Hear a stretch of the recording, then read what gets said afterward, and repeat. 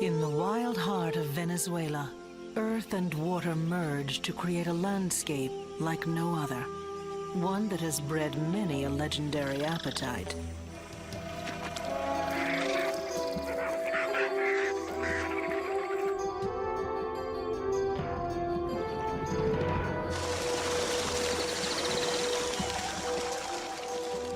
But for the early explorers who ventured into this savage place, no creature loomed larger or more terrifying than South America's giant serpent. Anaconda!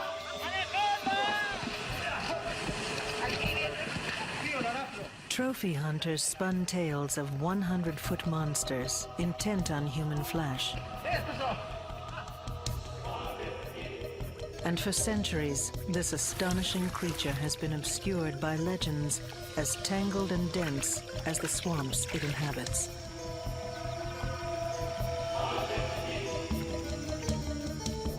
But now, a barefoot biologist is taking on the anaconda. His mission? To snatch its secrets from the murk of myth and terror, giving us our first glimpse into the hidden life of the largest snake on Earth. Big snake, big snake.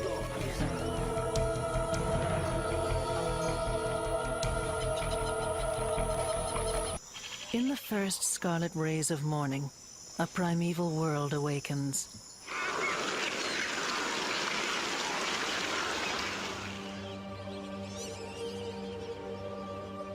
Birds by the tens of thousands respond to the siren call of the llanos, flooded savannas that cover 1/3 of Venezuela. Months of drenching rains have waterlogged these plains, creating a soggy Serengeti as vast and pristine as its African counterpart.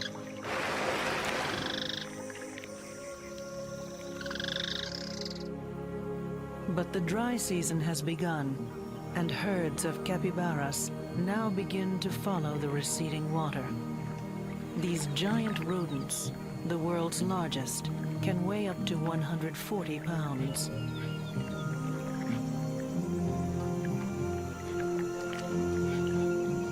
Soon, this lush place will be a parched plain, so the creatures of the llanos eat while the eating is good. But their idyll of peace and plenty is about to be interrupted. Curled in the water hyacinth is 13 feet of starving serpent, a giant female anaconda. She has not eaten for months and has her lidless eyes on a suitably giant meal.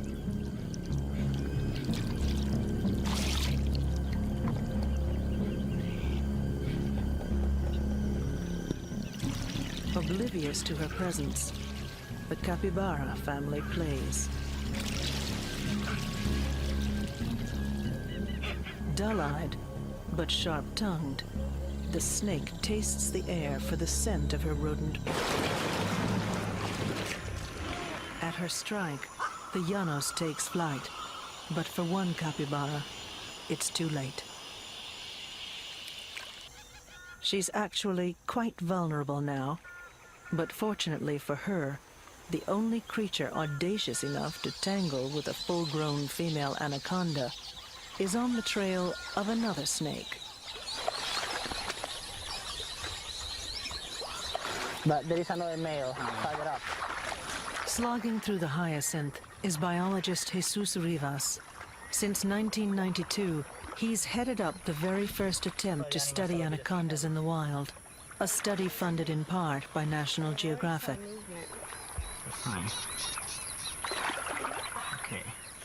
Before the study began, scientists knew virtually nothing about the biology of this shy and dangerous creature.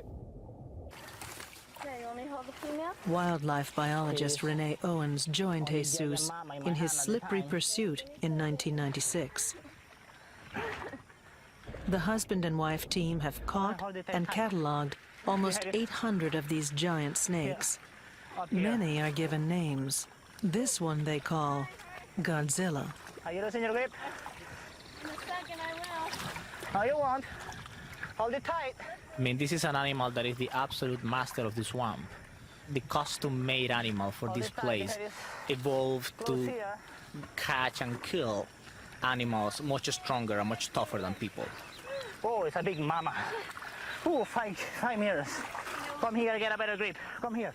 To work on a dangerous animal like this, potentially at least very dangerous, you have to have complete trust in each other, or you just can't do it. Because you can't go in and be worrying about what could go wrong, how you could be hurt. Godzilla. We are having a ball, aren't we? Whew. It's getting rough, player. What I want to do is to get to know what to be an anaconda is all about. So then we're going to study where they live, what they eat, when they breed, what temperature they prefer, which vegetation they like. Try to put on the snake shoes and wear them.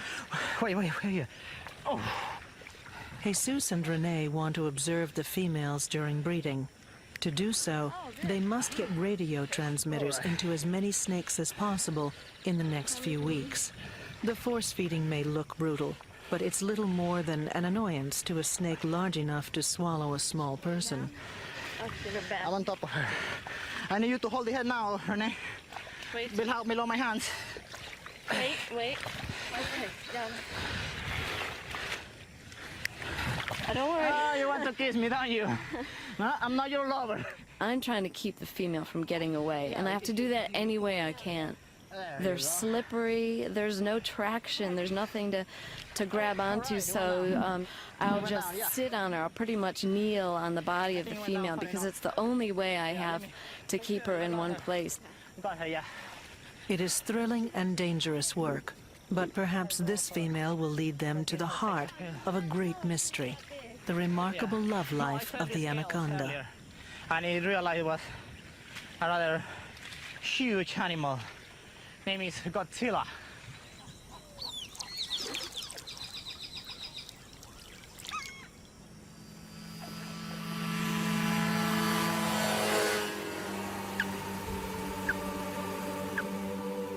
Jesus' living laboratory is an enormous patchwork of llanos, thanks to 3 Venezuelan cattle ranches that play host to the anaconda study. With so much ground to cover, the best way for Jesus to keep tabs on his radio-tagged snakes is from the air.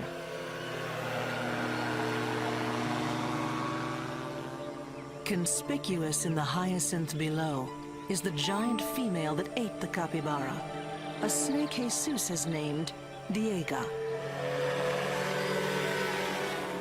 Warmth from the sun speeds up Diega's digestive process, bloating her with gases and keeping her afloat. Jesus will keep an eye on her and return to collect her when she's gotten back her girlish figure.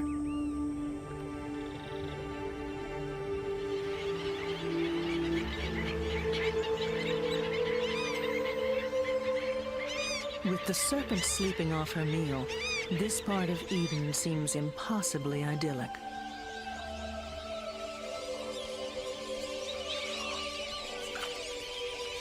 But not all of the capybara's companions in the llanos are as harmless as the snowy egret. For this is the land of the caiman, South America's infamous alligator cousin.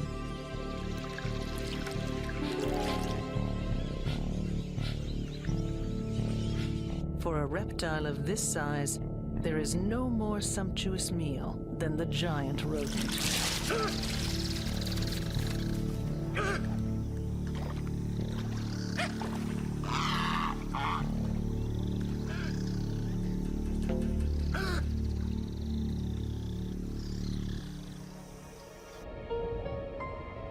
The scent of blood in the water draws a crowd of fearsome scavengers from below. Red piranha gather, hoping for leftovers.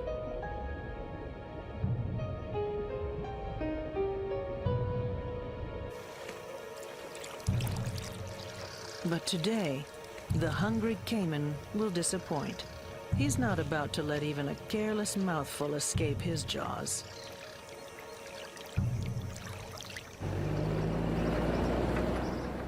Twice a day now, the Anaconda patrol makes the rounds, with spotters on the roof, Renee behind the wheel, and her dog Chuka, an apprentice snake hunter himself, riding shotgun. It's been a red-letter day. 4 snakes already captured, and 1 to go.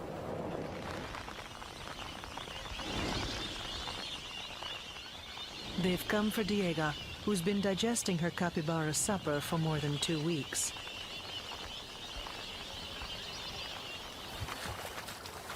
Jesus prefers to do his snake hunting barefoot. It's the best way to feel the slippery skin of an anaconda under the hyacinth. But in waters that contain piranha, stingrays, electric eels, and caiman, he's taking a considerable risk. You said you actually saw a lump? When anaconda hunting, there's safety in numbers, and colleague John Thorbjarnarson sometimes joins in. When we go out, never by yourselves, because these animals are big, and they are predators, and we are potential prey. 2 of my assistants have been attacked by anacondas. Chuka, look, snake, Chuka. Nice mouth. Wow. I like that. This, you can close the mouth. A protesting Diego is removed from her refuge. Fortunately, she's still sluggish from her meal and would rather escape than attack. I lost my grip here. Wow. Yeah, it's Nice female. It's beautiful. Look at those colors. Diego is not nearly as taken with Jesus as he is with her. Renee puts an old sock over the snake's massive head to keep the teeth at bay. Stay. Hey, Stay. be good. Sorry. It's like mud wrestling.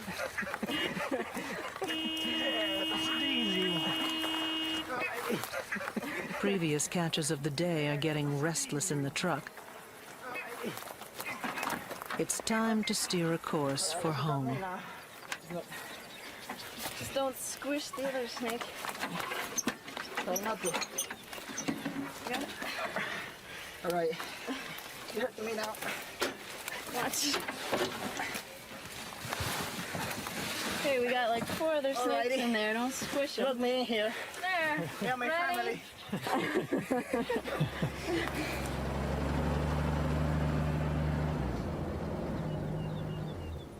With their home doubling as their laboratory, living with snakes has become a way of life for Renee and Jesus. I think we can do the female first. It's 843, right?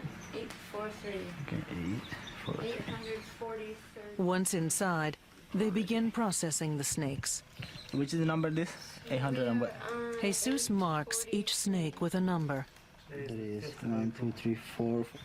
Renee sketches their tail markings, the anaconda version of a fingerprint. It's easier than wrestling snakes in the wild, but it has its drawbacks too. Living with snakes, basically, it really stinks. I mean, literally, it just smells really bad. They have this musk that smells. If you're not really an expert, it smells just like an animal that's been rotting for about 5 days. And there are times when we have in the house anywhere from 3 to 20, 25 bags of snakes sitting around the house with 4 drums full of big snakes. So basically, yeah, it stinks. It's quite a challenge to measure a snake that you can't stretch. Stronger than you. Diego measures about 13 feet long, a giant snake, but by no means the largest. No one knows how long an anaconda can get. The 150-foot monsters described in Brazilian news accounts are biologically impossible. Even the largest trophy skins don't approach that. But Jesus's most conservative estimate still boggles the mind. This is an animal that can grow real close to 30 feet. The weight of an animal of that kind is something like 1,200 pounds. We're talking about this more than a bull, more than a normal cow.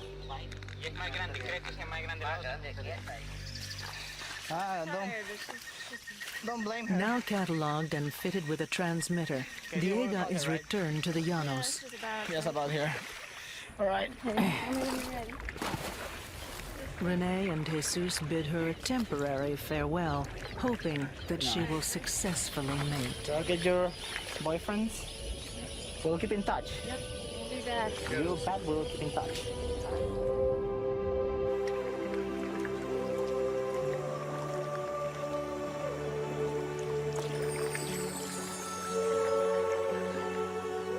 As the dry season progresses, the heat intensifies and wildlife traffic jams worsen in the remaining waterways.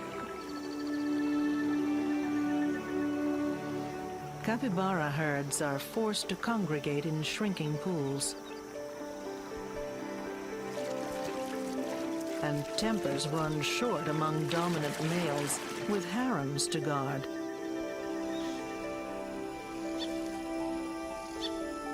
At the water's edge, a newborn gets a maternal once-over.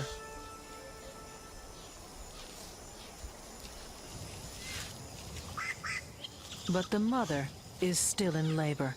There are more on the way. The impending birth has attracted vultures, but they'll play an unexpected role here.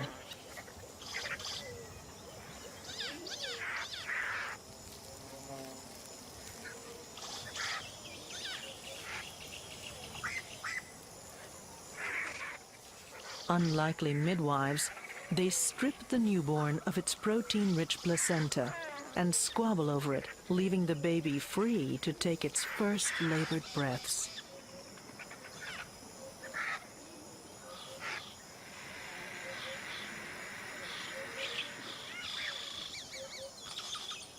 The newborns could use a few minutes to get their bearings, but the Llanos offers no grace periods.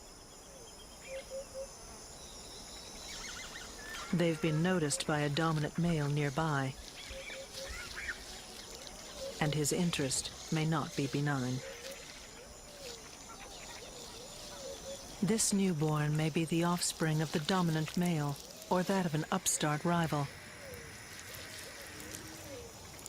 Scientists have yet to determine what force now drives him to act.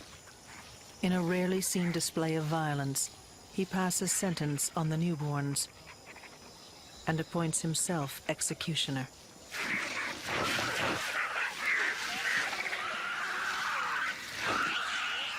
No death goes unnoticed on the Llanos. Spectacled caiman bide their time.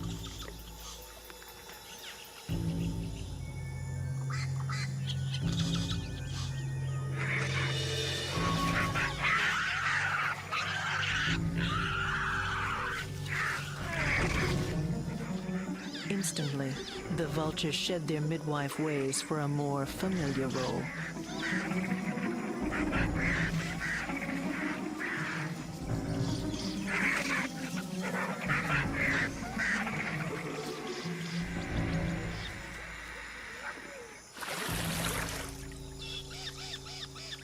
Then the caimans lurch ashore for their share.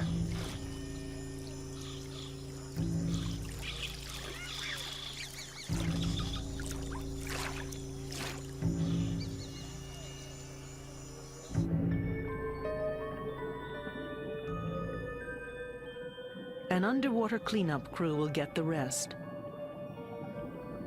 Piranhas, drawn as always to a scene of carnage, work their grisly magic.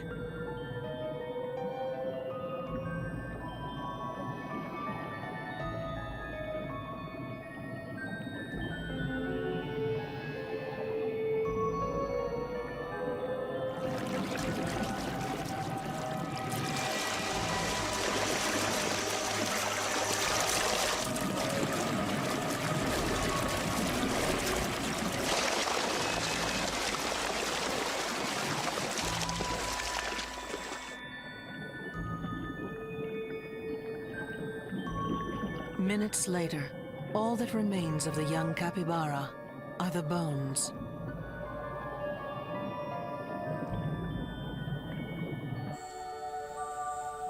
In a place where some lifetimes are measured in minutes, a lucky survivor clings to its mother. He may have no more to fear from his own kind, but the capybara's enemies on the Llanos are many.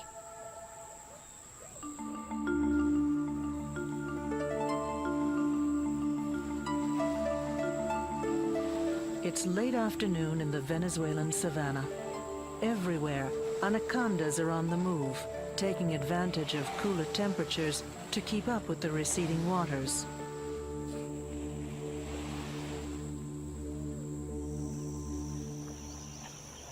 Jesus and Renee savor these last few weeks in the Llanos. Soon, the rains will come, making fieldwork virtually impossible. To work in the Llanos is a really unique experience. You can see, the shape of the earth, like an ocean of savanna around you. You have the feeling that those animals that are there were there before Columbus arrived to America. I feel like this is where I belong.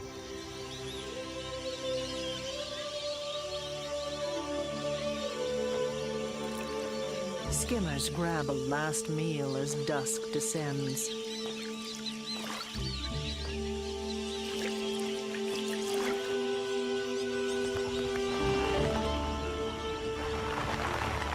The evening slant of light signals rush hour in the Llanos as the birds head home to roost, further darkening the sky with their numbers.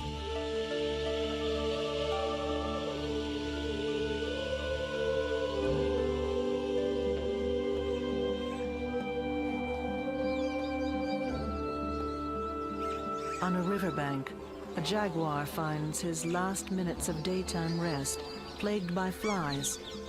The big cat needs to rouse himself soon and find a meal.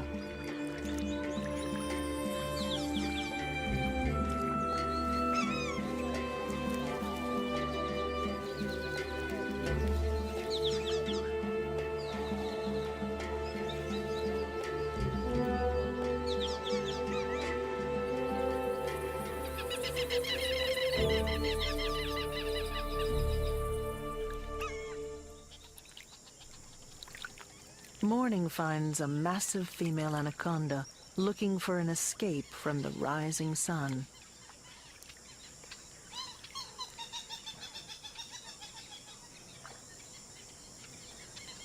The drying riverbed exposes muddy crevices among the roots, cool, damp caves where a snake might wait out the last weeks of the dry season. But the best-laid plans of anacondas are no match for Jesus and his uncanny knack for uncovering snake haunts. This is the domain of an anaconda named Marion, an old friend with a notoriously bad temper. There's a snake here, guys. That one? Yep, the big one too. Big one? Big like Marion big? Probably Marion big, yeah. It's Marion. She'll come straight for me. She hates me. Uh-oh, she's Marion already. It's not by the Marion? pole. Can we It's see not the by the horn? pole already. Renee will never forget her introduction to Marion. Yeah, when Marion bit me, it was kind of a surprise because I'd seen Jesus get bit by snakes all the time. He might not admit that, but he gets bit a lot. It goes with the territory. I thought, well, it can't hurt that much. It happens all the time. He doesn't say much, and she bit me, and yeah, it hurt like hell. That's a huge head with just full of muscle. It's just pure muscle, and she got the smallest part of my body, and yeah, there's no denying it. Hurts a lot. All right. Okay. See what? Where's yourself? Big snake. Big snake. Marion has always made her contributions to science reluctantly. Jesus is convinced she remembers each capture and gets more dangerous with each encounter. All right. All right. Yeah, it's her. Marion is quite capable of killing a human being. Okay, this is making the evil loop. If I let her wrap around me and I'm history, I'm gone. I need at least 2 or 3 more people to unwrap her. because once she makes the loops, she is absolutely impossible to undo. You can't just stick your hand between the loops and loosen them up. It's much too tight. So even if we had people helping me, they need to know what they're doing, because otherwise it's very hard to. It's a very strong animal. And also the teeth are shaped like needles pushing backwards. First the mouth holes, and then if the animal gets to make a loop around the prey, it doesn't matter what kind of prey it is, it's dead. Anacondas can and do take prey the size of humans, and many a person's disappearance on the Llanos has been blamed on the giant snakes. Though no human deaths have been confirmed, members of the Anaconda team have been stalked and attacked. So yeah, I have been sometimes, but yeah, doing the right thing, I managed to pretty much have all my fingers and toes so far.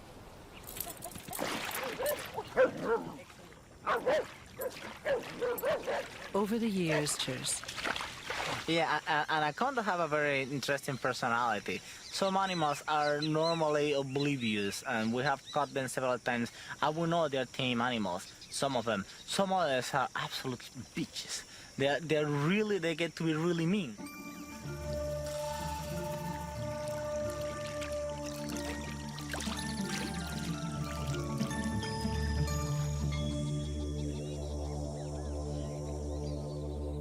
As the heat of the dry season continues to intensify, the reptilian residents of the Llanos bask along disappearing streams.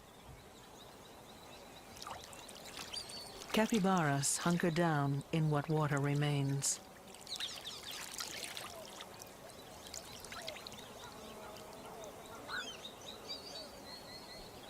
For the yellow-headed caracara, the capybaras are an obliging, movable feast of ticks.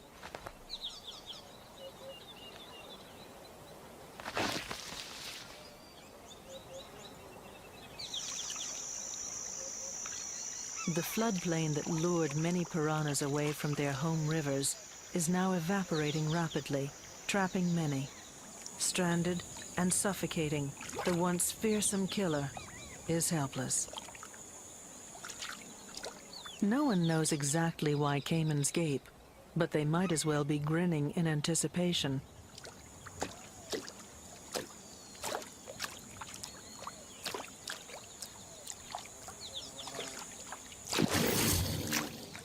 The crocodilians move in and put an end to the piranha's suffering. But when the rains come again, the carnivorous fish will have their day.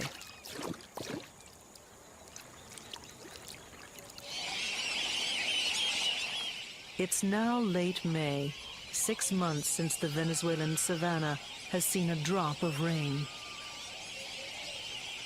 But a season of calamity for fish is a season of plenty for birds. Dozens deep at the water's edge, birds wait their turn at the buffet.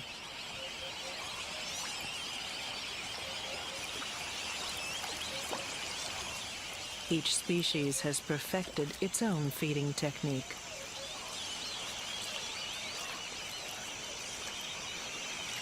Little distracts the voracious birds from the feast, but an uninvited guest is about to get their attention. It's Diego, in search of a nice, quiet shallow for mating. Her arrival seems to elicit more curiosity than fear, despite the fact that anacondas regularly eat birds. It's almost as if they know that the snake is an ambush hunter and won't waste her energy striking at prey that can see her coming. Indignant Orinoco geese announce that this is no place for an amorous anaconda, and the stilts escort her off the property. Diego retreats, but with an anaconda's characteristic lack of haste, leaving this place to the birds.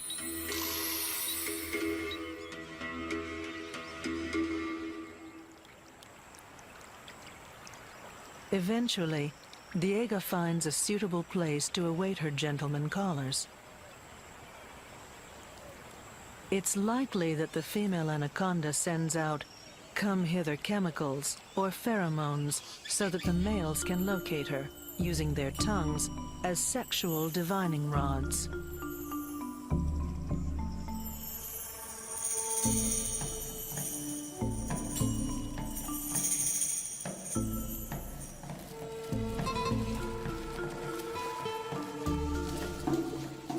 Male anacondas are much smaller than the females, but with these giant snakes, small is a relative term.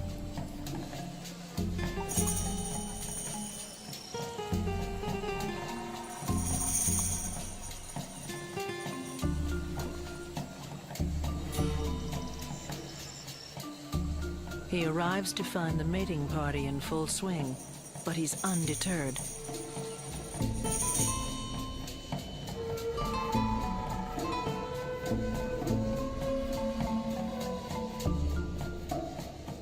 Several males have already wrapped themselves around Diego.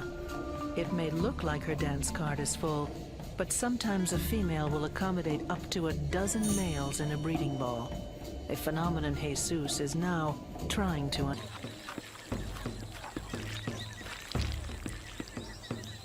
Following her radio signals, Jesus and Renee are thrilled to find Diego has become the belle of the ball. What comes next will test their snake handling skills to the limit. Not only is gathering information on these snakes not easy, but it is basically a race against time. Once the dry season hits, we're out there every day trying to find as many snakes as we can process. Once we find breeding balls, it's not like catching one snake. Suddenly you have 3, 4, up to 12 snakes to deal with at one catch. So that's a lot of work to do.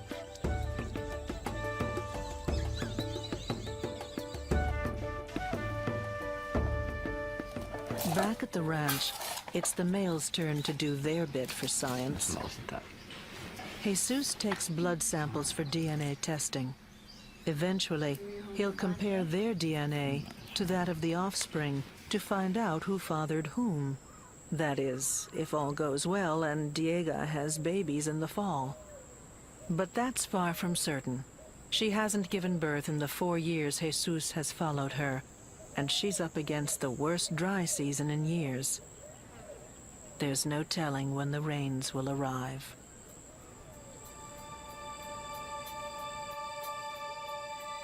The inland sea has become a mere patchwork of puddles. Heat and crowding are already taking a toll on the capybaras.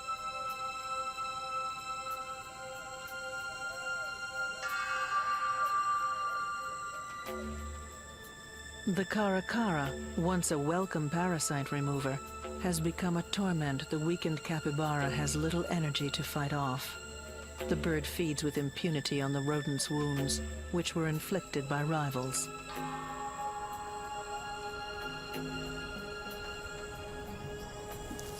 Nearby, an opportunistic predator lurks. Known as the cougar, or mountain lion farther north in the Americas, the puma finds easy and abundant prey on the llanos.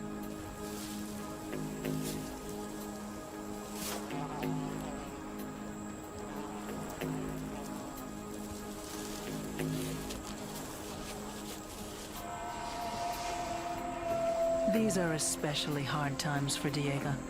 Now pregnant, she must choose her water holes well. Some will disappear altogether in the deepening dry, and she won't survive for long if she is exposed on the parching surface.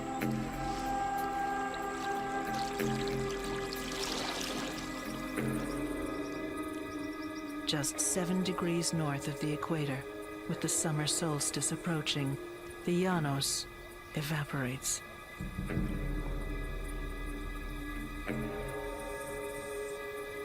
Scarlet ibises keep a close eye on their sometime nemesis.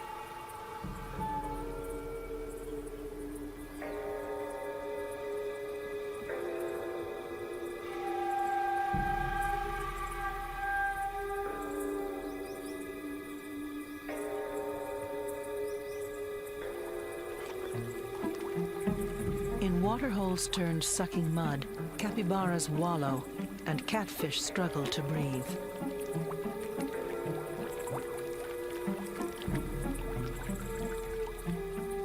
With her water supply running dangerously low, Diego must now make an excruciating pilgrimage through the muck in search of shelter.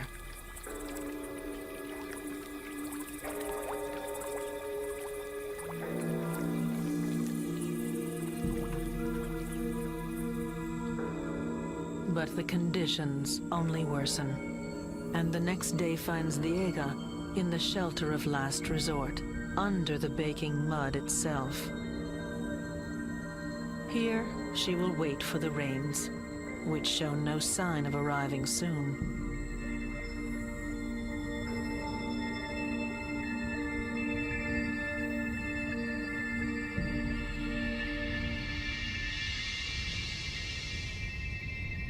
Some pregnant females lie exposed on the surface, where temperatures can reach a deadly 130 degrees. Many will not make it till the rains come, and their broods will die with them, a fate shared by many on the scorched Llanos.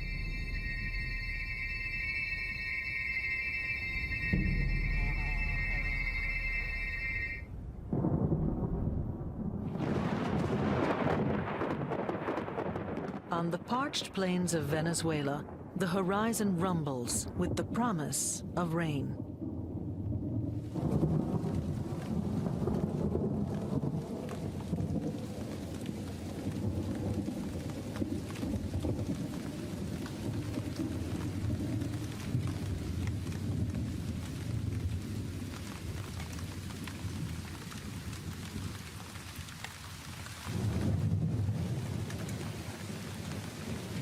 The scientists have left the flooded Llanos to the capybaras, not yet knowing if Diego or their other pregnant anacondas survived.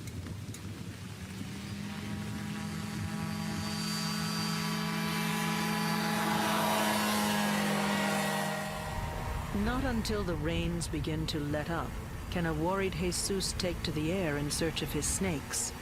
When I go to find Diego after the dry season, I wonder if she had made it through it. This dry season was so hard and so hot that there was a good chance she could have had dried out.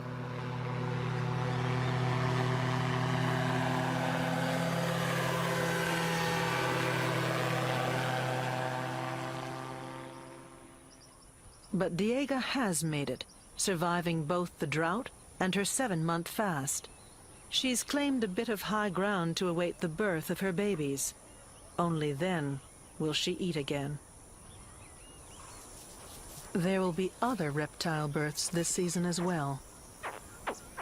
All around, young caimans make their debut on the Llanos.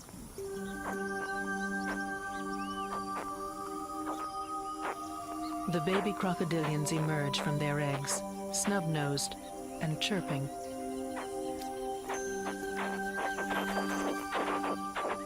Almost immediately, they set forth under the watchful eye of their mother.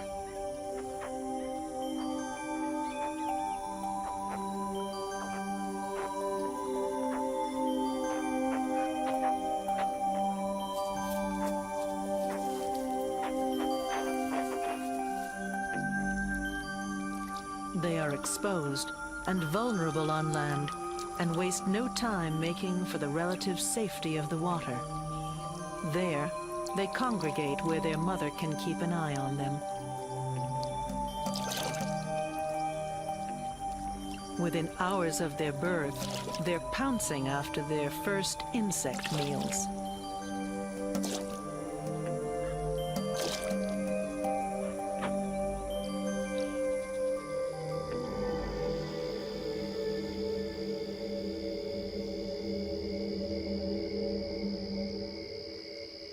By night, Diego prepares to usher her own family into the world.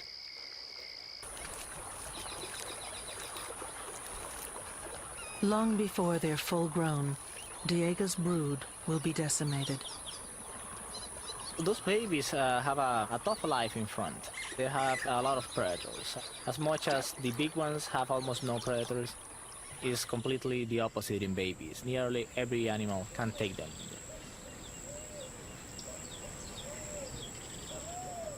While Jesus gets acquainted with this year's crop of anacondas, they get their first taste of him. With each new generation, Jesus is one step closer to understanding the mysteries of anaconda reproduction. Like their parents, these babies will be numbered, cataloged, and DNA tested.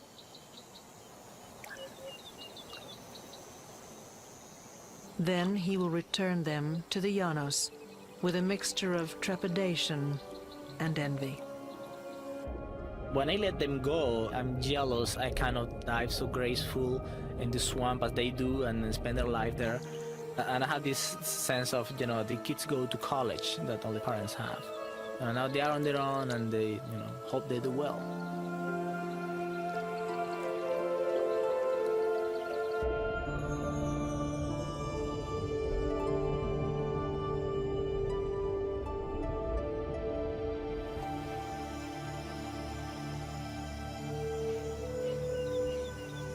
Though science is beginning to lift the veil of terror that surrounds the anaconda, many of the giant snake's greatest secrets remain unknown. In the continuing search for answers, Jesus and Renee will have to probe deeper into the recesses of South America's jungles. And there's just no telling what they'll find. I have no doubt that the giant of giants of anacondas is out there. Whether we'll find it is a whole other question. I have thought a lot about what to do if I find this animal that is too big for me to catch, but it's too big for me to let it go.